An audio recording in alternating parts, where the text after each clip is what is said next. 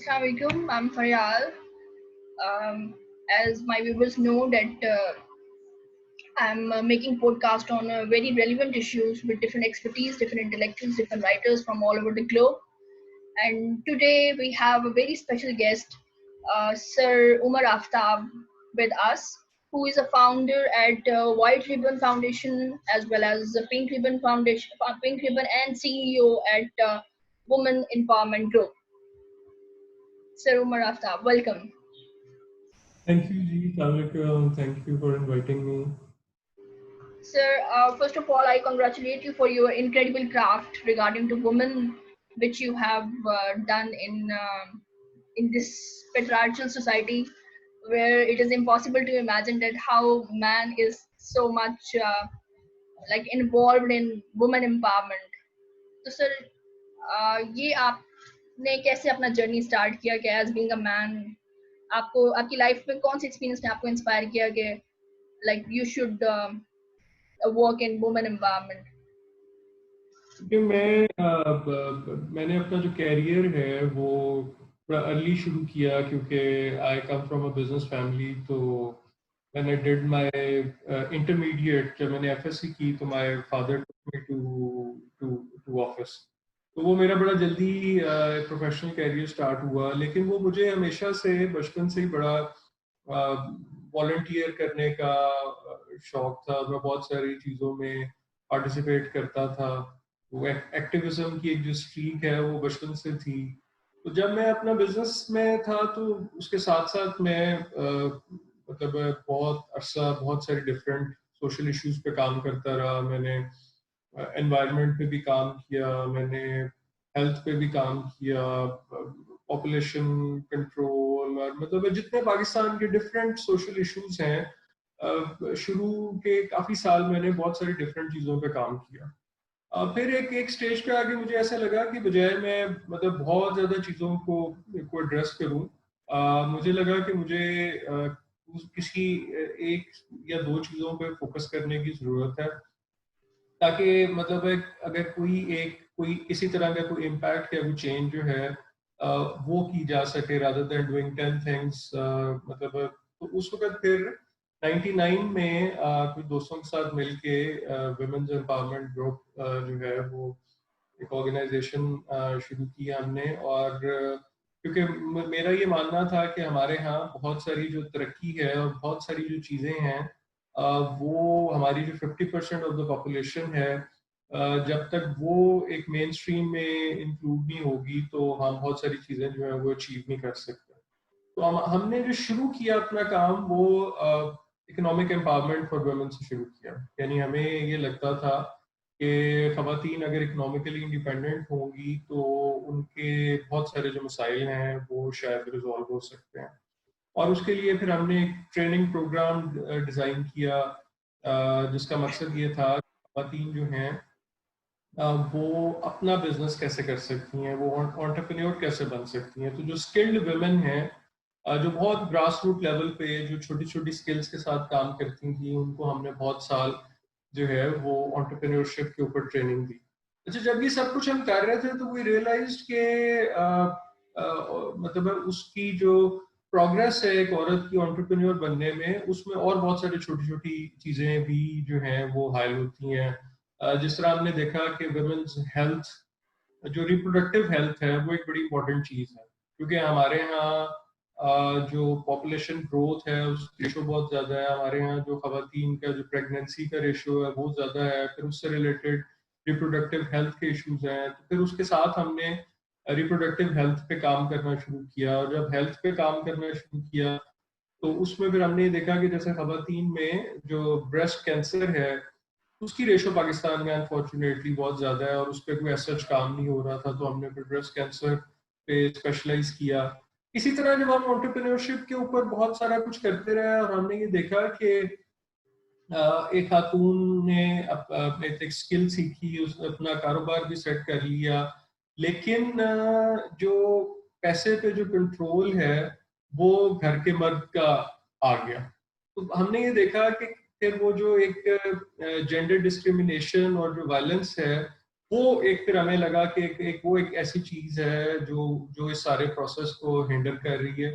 तो उस पे फिर हमने मतलब ये एक नई इंटरवेंशन पाकिस्तान में, यानी इससे पहले जो पाकिस्तान में काम हो रहा था वायलेंस अगेंस्ट वुमेन पे, वो एक फेमिनिस्ट अप्रोच के हवाले से था कि आप खवातीन को उनके राइट्स के ऊपर जो है वो अवेयर करें। तो हमने ये देखा कि मिसिंग लिंक क्या है। हमें लगा कि इस सारे डायलॉग में मर्द शामिल नहीं है। तो हमने वाइट रिबन कैंपेन शुरू की, जो कि मर्दों की तहरीक है औरतों पर तशद्दुद के खात्मे के लिए, क्योंकि हमें ये लगता था कि जब तक हम जो परपेट्रेटर है उसको इन्वॉल्व नहीं करेंगे तो उस वक्त तक ये जो जेंडर डिस्क्रिमिनेशन का जो साइकिल है ये ब्रेक नहीं हो सकता। सर यहाँ पे मेरा आपसे एक क्वेश्चन है कि as being a man, like how you inspire from, like कैसे आपने जो है वो ये सब जो लूप होल्स हैं हमारी सोसाइटी की, और ये जो माइन्यूट चीजें हैं जो एक आदमी जानता है, अवेयर भी है, कॉन्शियस भी है बहुत अच्छे तरीके से, लेकिन वो उसको कंसीडर नहीं करता। तो एक तो ये कि ये मर्द औरत की बात नहीं, मुझे ऐसा लगता है कि हमें जो सिविक एंगेजमेंट है वो एक बड़ी इंपॉर्टेंट चीज है। देखिए, आप आज देखते हैं हर दूसरा शख्स जो है वो एतराज करता है कि जी ये भी खराब है, ये भी खराब है। हम हर पे सिर्फ तनकीद करते हैं। बट मेरा ये मानना है कि तनकीद करना तो बड़ा आसान है, but as as patriotic Pakistani, as a citizen of Pakistan, मैं क्या कर सकता। मतलब हमें अपने आप से शुरू करने की जरूरत है। मतलब मैं एज इंडिविजुअल जो है मैं क्या कर सकता हूँ। और इस पे भी मैं आपको ये बताऊं कि जब ये मैं बात बहुत सारे लोगों से करता हूँ तो लोग कहते हैं नहीं जी वो एक शख्स से क्या होता है, एक शख्स तो कुछ नहीं कर सकता। या ये बिल्कुल ये गलत बात है। मैंने ही देखा है कि अगर आप एक कोई पॉजिटिव चीज करना चाहें, कोई अच्छी चीज करना चाहें, आप बिल्कुल हमेशा चेंज जो है वो एक शख्स से ही शुरू होती है। दुनिया में बहुत सारी जो बहुत बड़ी बड़ी चेंजेस आई वो बहुत सी चीजें हैं, उनमें एक शख्स ने एक चीज शुरू की और वो फिर वो मतलब हमने देखा कि वो कैसे। तो इसलिए ये मतलब मेरी हमेशा इंस्पायरेशन ये रही कि मैं as a Pakistani, as a patriotic Pakistani, मैं अपने सिविक एंगेजमेंट जो है वो मैं कैसे पूरी कर रहा हूँ। So that was the inspiration जो भी मैंने आज तक किया। और अल्हम्दुलिल्लाह बिल्कुल जो भी चीज़ें कुछ की लिमिटेड रिसोर्सेज के साथ जिस तरह भी वो बहरहाल अपनी अपनी जगह पे कुछ कुछ मतलब जैसे हमने जब पिंक रिबन की कैंपेन शुरू की और ब्रेस्ट कैंसर पे बात करनी शुरू की तो वो एक बड़ा टफ टाइम था उस वक्त। जो ये जो लफ्ज है ये हम टेलीविजन पे ये लफ्ज नहीं बोल सकते थे, लेकिन आज अल्लाह का शुक्र है कि जो हमारी कुछ 16-17 साल की ये जो एफर्ट है इसके बाद आज ब्रेस्ट कैंसर जो है वो नेशनल हेल्थ इशू के तौर पे एक्सेप्ट हुआ है और इसके ऊपर अब बात हो रही है, इसके ऊपर काम हो रहा है। सो मतलब है ये कि ये एक चेंज है, एक छोटी सी चेंज जो है वो ठीक है, इसमें काफी साल लगे, लेकिन मतलब है ये कि अल्हम्दुलिल्लाह वो जो एफर्ट है वो एक सर्टेन लेवल की चेंज में उसने रिजल्ट्स जो है वो दिखाए। सर इनक्रेडिबल क्राफ्ट, मतलब I feel very proud on you के मतलब आपको ही देखकर जो है वो हमें हिम्मत मिलती है कि लाइक जब आप एक आदमी हो के in this patriarchal society, you have made initiative on your individual level by self belief. And sir ऐसी क्या चीज थी इस दौरानिया में जहाँ पे एक मर्द होकर आपने उन टैबूज पे बात की, और नॉट जस्ट बात की, उसके लिए काम किया? तो इसके लिए ऐसी क्या चीज थी जो आपको बरकरार रखा, कंसिस्टेंट आप रहे इस चीज पे कि you are not going to give up? एक तो ये है कि अगर आप अपने ऑब्जेक्टिव पे क्लियर हैं, अगर आप डिटरमिन्ड हैं, तो और अगर आप सिंसेयर हैं, अगर अपने किसी भी कॉज के साथ सिंसेयर हैं, I think that's the most important thing. So वो फिर बहुत सारे, यानी ये जो मेरा जो इतने साल का सफर है इसमें बहुत सारे डिस्करेजिंग डिप्रेसिंग मोमेंट्स। अल्हम्दुलिल्लाह वो क्योंकि मतलब है वो जो एक पॉज जो भी मैंने अपने दिमाग में एक किया उसके साथ मेरी एक सिंसेरिटी रही और उसमें मतलब है ये कि ऑब्जेक्टिव बड़ा क्लियर रहा और डिटर्मिनेशन जो है और फिर ये कि ठीक है, मतलब है ये इसी तरह की चेंज लेके आना जो है ये it's a very long term thing, और वो एट टाइम्स आप उसमें थोड़ा डिसइल्यूजन भी हो जाते हैं, क्योंकि वो हमारे यहाँ फिर एक चीज और जो इम्पोर्टेंट है वो ये कि क्योंकि इतने सारे इश्यूज हैं कि जी आपको, तो जब आप एक चीज करते हैं तो फिर उससे दूसरी भी तीसरी, लेकिन फिर हमने हमेशा ही कोशिश की कि मतलब फोकस अपना जो है उसको उसको रखें, क्योंकि मतलब एटलीस्ट ताकि at the end of the day हम एटलीस्ट कुछ चीज ऐसी जो है वो कर सकें जो जो सिग्निफिकेंट जो है वो हो। वैल्यू रखती हूँ।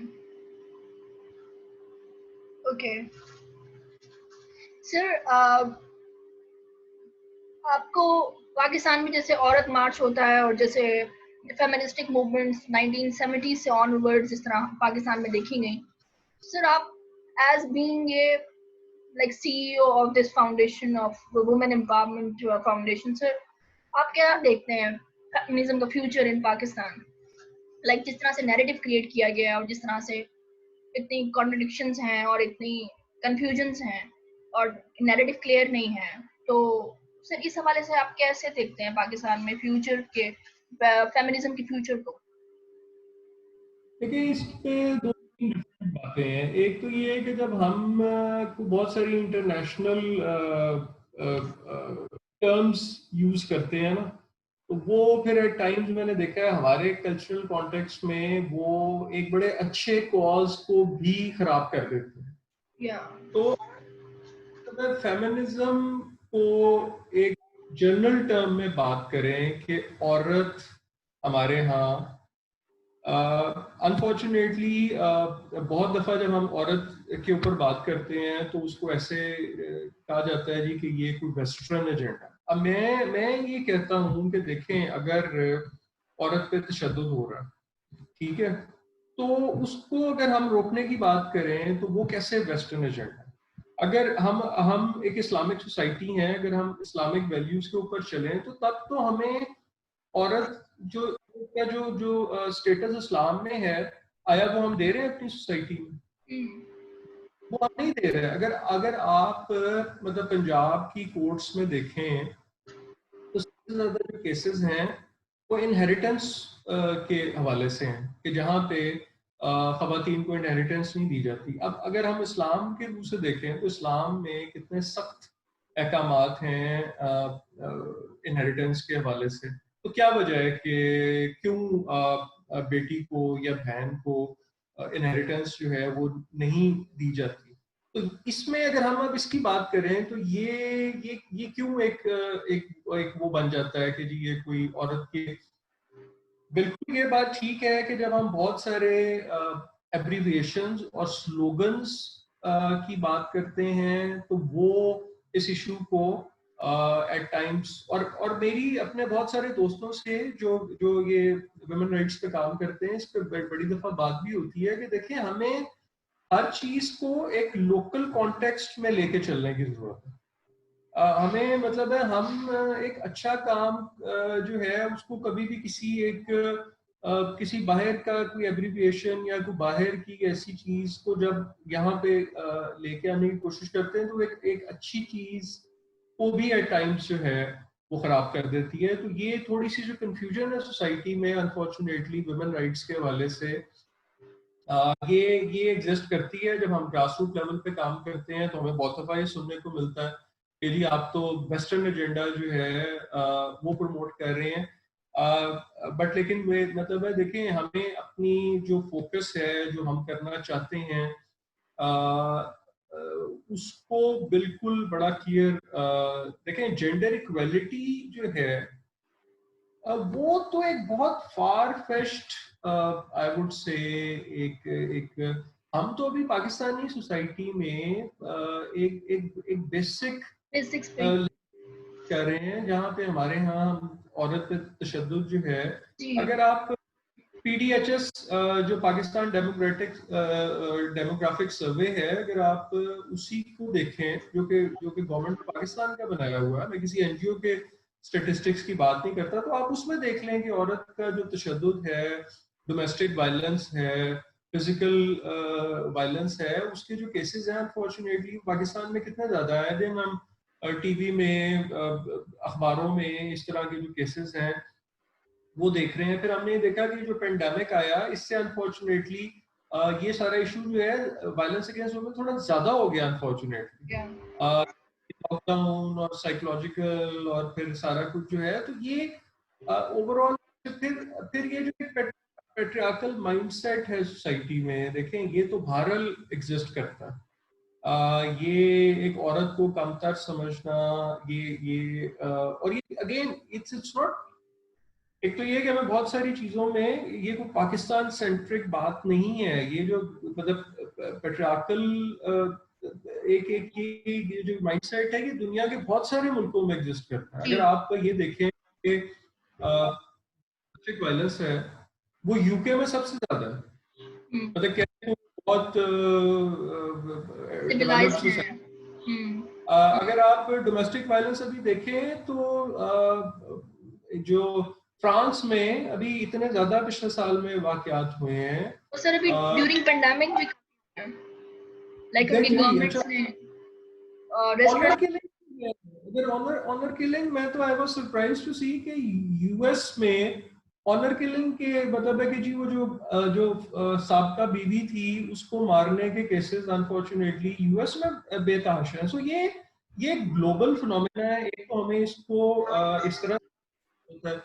दूसरा ये है कि जब भी आप कभी किसी सोशल चेंज की बात करते हैं तो मुझे ये लगता है कि आपको उसको लोकल कॉन्टेक्स्ट में बात करनी चाहिए, क्योंकि हर सोसाइटी का एक अपना कल्चर है, उसका अपना तरीका है। तो जब आप उसको किसी और जगह की चीज को देख के एज इट इज आप कहीं और इम्प्लीमेंट करने की कोशिश करते हैं तो वो कभी भी वो नहीं हो पाती, बल्कि वो जो कॉज है उसको इफेक्ट होता है।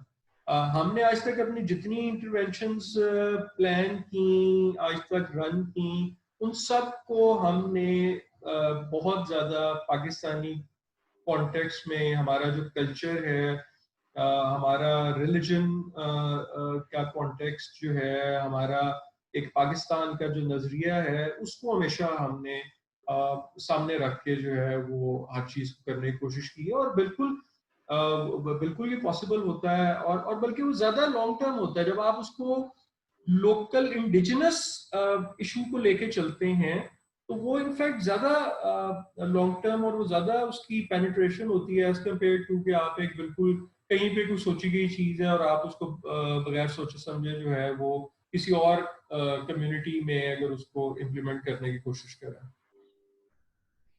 Great, sir. Sir, how this is going, like how you see gender equality, like in this scenario, जैसे कि अभी आपने बात की, तो gender equality जो है वो it is going against natural phenomena, जो एक अल्लाह ताला ने एक सिस्टम रखा है interdependency का एज अ जेंडर। तो जेंडर इक्वालिटी को इससे कंफ्यूज, मतलब जेंडर इक्वालिटी को एक कंफ्यूज कॉन्सेप्ट जो है वो इन्होंने एक नैरेटिव क्रिएट किया, जैसे क्रिएट किया गया है यहाँ पे स्पेशली थर्ड वर्ल्ड कंट्रीज में। तो सर आप जेंडर इक्वालिटी को काइंडली एक्सप्लेन करें कि how you see gender equality and what is actually gender equality. देखिए, एक तो थर्ड वर्ल्ड कंट्रीज में नहीं बल्कि पूरी दुनिया में ही जो जेंडर के अराउंड बहुत सारी चीजें हैं वो थोड़ी सी जो है वो, देखिए फॉर एग्जांपल अगर हम बहुत सारे अगर हम वेस्ट में देखते हैं तो बहुत सारी जगह पे वो आहिस्ता आहिस्ता तरह से जो एक उन्होंने पूरा एक साइकिल एक एक एक सोशल चेंज का आया, उसके बाद वो आहिस्ता आहिस्ता दोबारा से अब वो ओरिजिनल की तरफ जा रहे हैं। यानी वो एक फैमिली एक की तरफ जा रहे हैं। एक वक्त आया कि जी बिल्कुल वो फैमिली लाइफ जो है वो खत्म हो गई। अभी मैं एक स्टडी पढ़ रहा था कि अमेरिका में वो बच्चे जो अपने सिबलिंग्स और माँ या बाप के साथ रहते हैं उनकी रेशो पिछले चंद सालों में बहुत ज्यादा बढ़ी है, जबकि एक वक्त था कि बच्चा बालिग होता था वो घर छोड़ के चला जाता था। तो यानी ये जो एक देखिए जो एक बेसिक ह्यूमन नेचर है वो हर इंसान की दुनिया में, जो भी दुनिया में इंसान है उसकी वो जो ह्यूमन नेचर है वो सेम है। लेकिन वो जो उसका जो कल्चर है और जो उसका जो सराउंडिंग है, ट्रेडिशंस है, वो उसको थोड़ा सा चेंज कर देता है। लेकिन अगर आप देखें तो ये जो एक साइकिल आया सो कॉल्ड डेवलपमेंट का, अब उन मुल्कों में जो हमसे आगे हैं वो आहिस्ता आहिस्ता उस डेवलपमेंट को देख के वो वापसी की तरफ जा रहे हैं। जबकि हम उनकी बहुत सारी चीजें जो हैं हम जॉइंट फैमिली को छोड़ के छोड़ रहे हैं। ऑन दी अदर हैंड उन मुल्कों ने ये देखा कि जी जब फैमिलीज टूटी तो उनका सोसाइटी में क्या नुकसान हुआ। तो इसलिए है कि ये जैसे मैंने आपको भी पहले कहा कि हमें जो स्लोगन हैं उनको नहीं मतलब उनके पीछे नहीं लगने की जरूरत है। हमें मतलब हमें अपने मसाइल, और आई थिंक ये जो पेंडेमिक जो है इसने ये मौका दिया कि हम एक दफा से दोबारा से रीथिंक करें अपने आप को भी, एज एन इंडिविजुअल भी, एज अ फैमिली भी, एज अ सोसाइटी भी, एज अ नेशन भी। क्योंकि ये जो पेंडेमिक है ये इसके बाद की जो न्यू नॉर्मल है वो एक डिफरेंट लाइफ है। तो वो जो डिफरेंट लाइफ है उसको बिल्कुल हमें रीथिंक करने की जरूरत है। और अल्लाह ने ये मौका दिया कि हम एक जो भागे जा रहे थे ऐसी बहुत सारी चीजों में, उसमें हमें अल्लाह मियां ने रोका और हमें थोड़ा सा मौका दिया कि हम रीथिंक कर सकें और ये देखें कि तो इसलिए बिल्कुल हमें आज की जो रियलिटी है, हमारी जो लोकल रियलिटी है, आज की जो इस पेंडेमिक की रियलिटी है, उसको देखते हुए हमें अच्छा फिर एक चीज जो मेरा एक छोटा सा थीसिस है वो ये है कि देखें हमारे यहाँ अगर आप पाकिस्तान की बात करें तो ये सब कॉन्टिनेंट था। तो यहाँ पे इस रीजन में हिंदू थे, हिंदू कल्चर था, फिर मुसलमान आए, तो वो जब इस्लाम यहाँ पे फैला, अच्छा फिर जब ये यहाँ पे इस्लाम फैल गया फिर उसके बाद चंद मतलब कुछ अरसे के बाद यहाँ पे ब्रिटिश जो है वो उन्होंने इन्वेड कर लिया। तो अगर आप आज के दिन की हमारी सोसाइटी देखें तो हमारी अनफॉर्चुनेटली बहुत सारी जो कल्चर और ट्रेडिशंस है वो इंडियन है। जी। आज का जो लॉ है वो ब्रिटिश है, मुसलमान है। तो यानी हम एक एक जो कंफ्यूजन है सोसाइटी में, अगर हम डीपली देखें तो उसकी एक रूट्स हैं।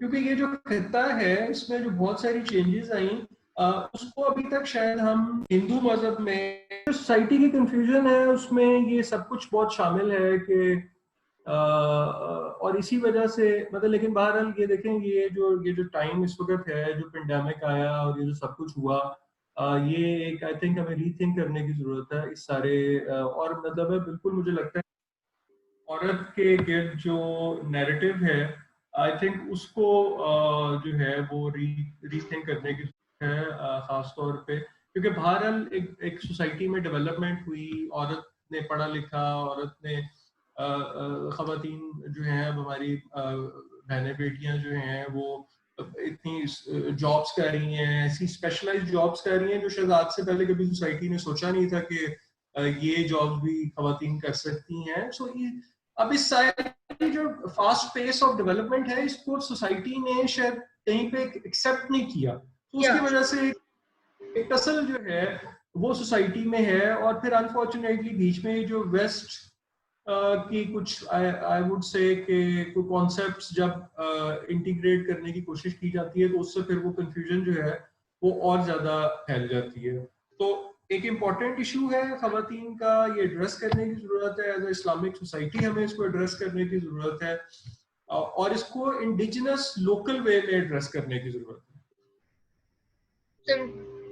Sir very well said, because हमारे यहाँ ज्यादातर कॉन्ट्रडिक्शंस हो ही इस बात पे नहीं है। और अभी ये जो इस टाइम जो सर वेव चल रही है इसमें जो है ऑलरेडी पूरी दुनिया में जैसे पेट्रियार्चल माइंडसेट है, और वो यहाँ पर जब हमारे कल्चर में जब दूसरे कॉन्सेप्ट्स इंटीग्रेट होना शुरू होते हैं, जो कि हम लोग अपनी पहले भी बेसिक्स क्लियर नहीं हमें अपनी है, पहले अपनी बेसिक्स भी हमें क्लियर नहीं है regarding to this equality concept and what is women empowerment.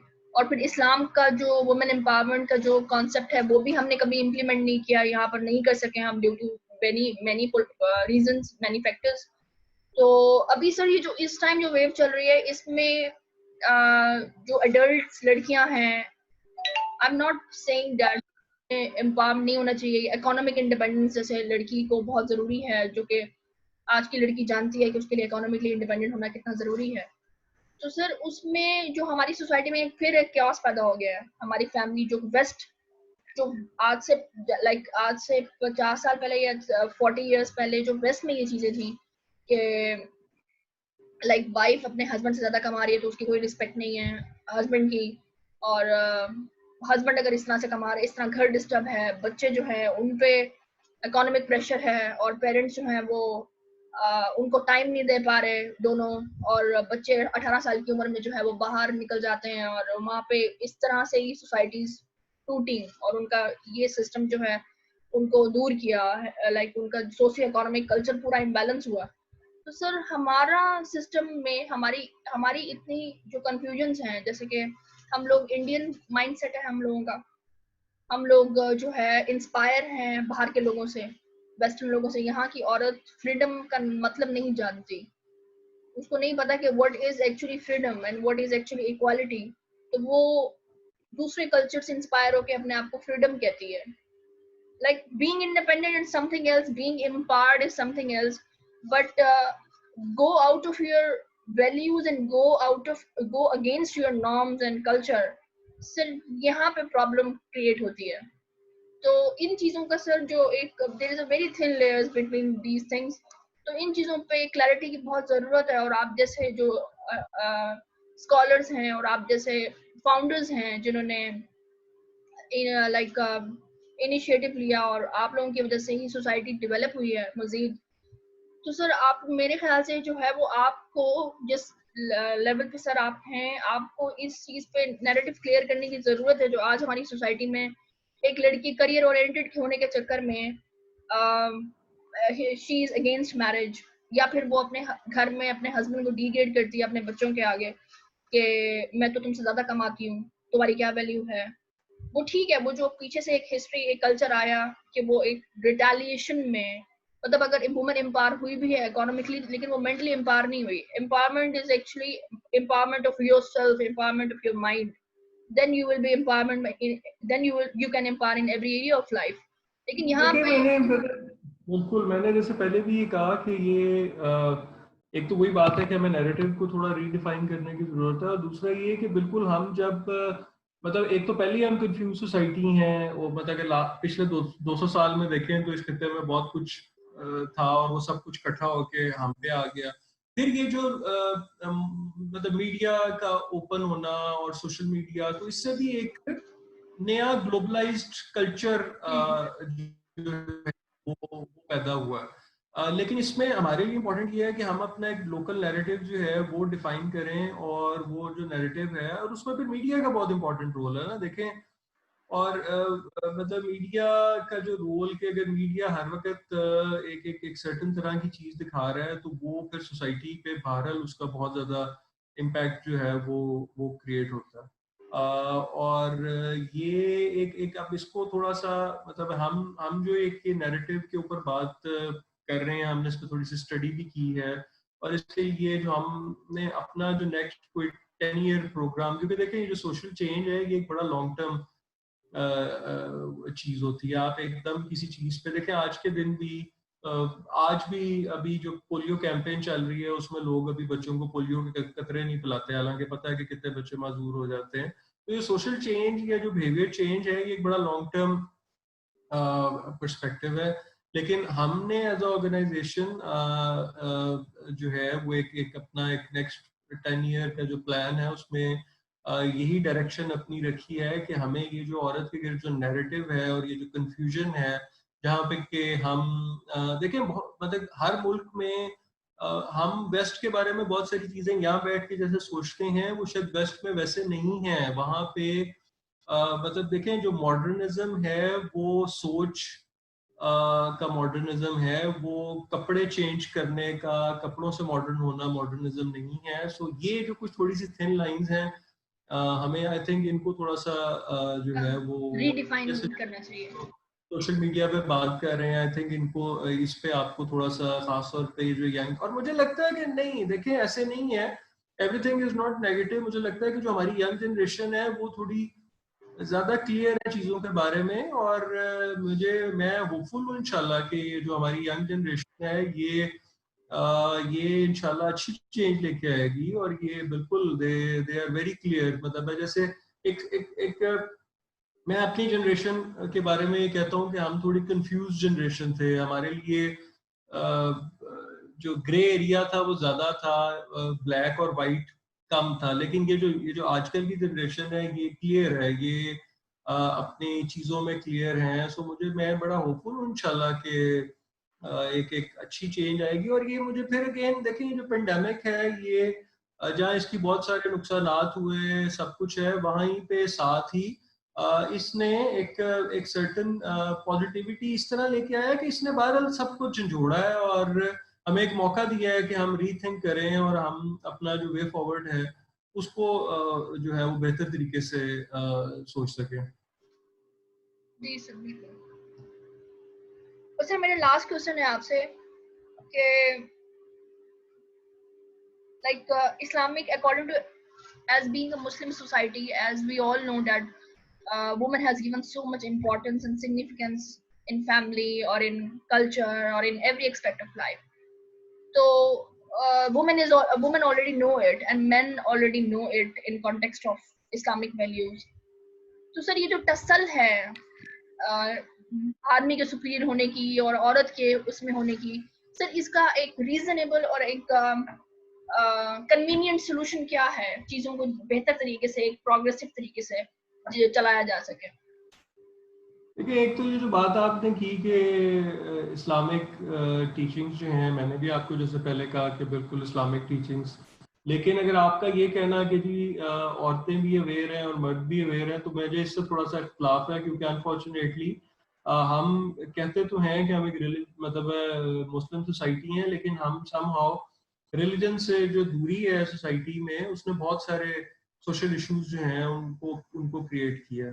तो अगर हम देखें, एक मर्द जब 4 शादियों की बात करता है तो उस वक्त उसको रिलीजन का पता होता है, लेकिन जब उसी मर्द को अपनी बहन को विरासत में हिस्सा देना होता है तो उसको रिलीजन भूल जाता है। तो ये जो एक कंट्रोवर्सी है सोसाइटी में, यही कंट्रोवर्सी है जो ये जो औरत का जो मकाम है और औरत का जो इस्तेसाल है।